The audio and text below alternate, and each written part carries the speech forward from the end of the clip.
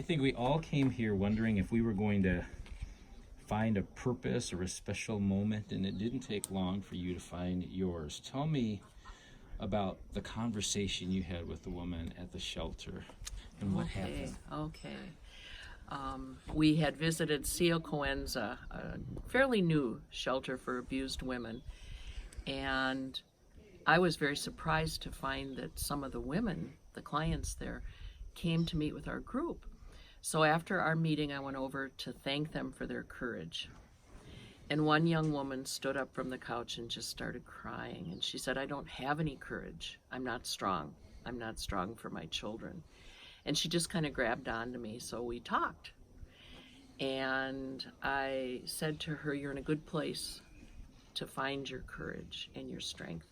And every morning when you wake up, you can look in the mirror and say, I'm stronger today, stronger today." And she just cried, and I just felt a real bond with her. You know, it's the work I had done professionally, very similar to a lot of the work I had done.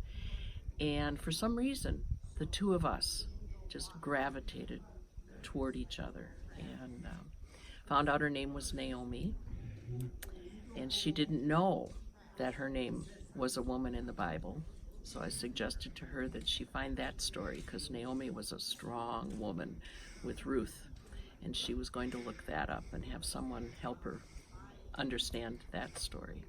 Then the blessing was several days later at Jail Swanee, during church service on Sunday, she was there again and came up to me, and I was able to give her a bracelet that I had, and we were able to connect again.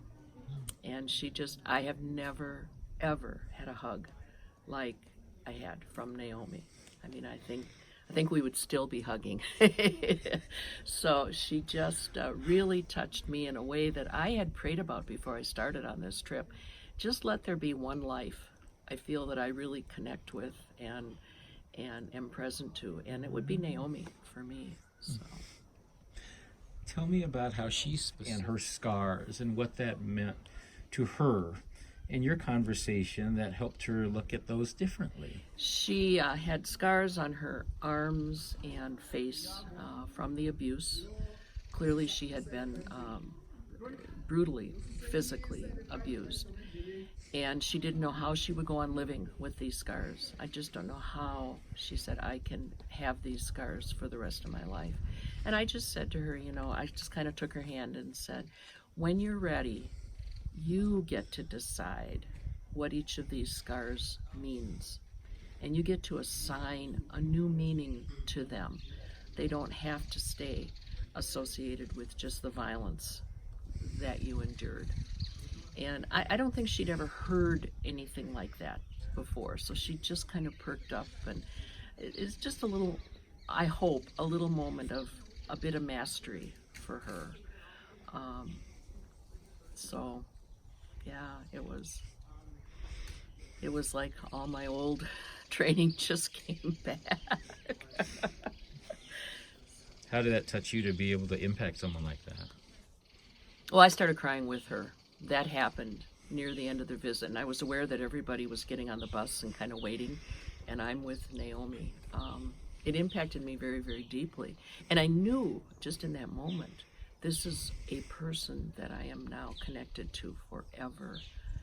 And as I had to leave her because our group was, moving on, and then Sunday again at church, we promised to pray for each other.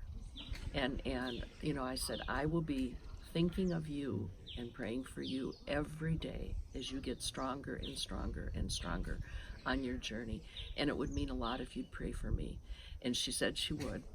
So, yeah, to me it was a God moment. It really was to leave. Although I was so impressed with that fairly young ministry that is going on there, and that there is a safe home for the women who are able to get away. They're getting good services, they're getting good care. It's a comprehensive approach. I was very impressed. They and their children and even their partners are getting some help with anger management and whatnot. So it's a little bit easier to leave knowing that there's some wonderful stuff in place. But hard for me to leave Naomi especially. So, As yeah. a professional who's worked in the industry, and I'm sure there could be circumstances where you just think, oh my gosh, she's a mess. It'll never happen. Her children are going to be in trouble because the services aren't good, because it didn't appear like there would be anything that would be sustainable. But to see something that appears to be Very something that's solid. building and solid and moving forward, what sort of confidence does it give you that Arm in Arm is making decisions to partner with organizations like that to make an impact here? It gives me a lot of confidence. For very little money, the impact Arm in Arm has, from what I've seen here in Africa, is truly amazing. I assumed the budget was 10 times what it is.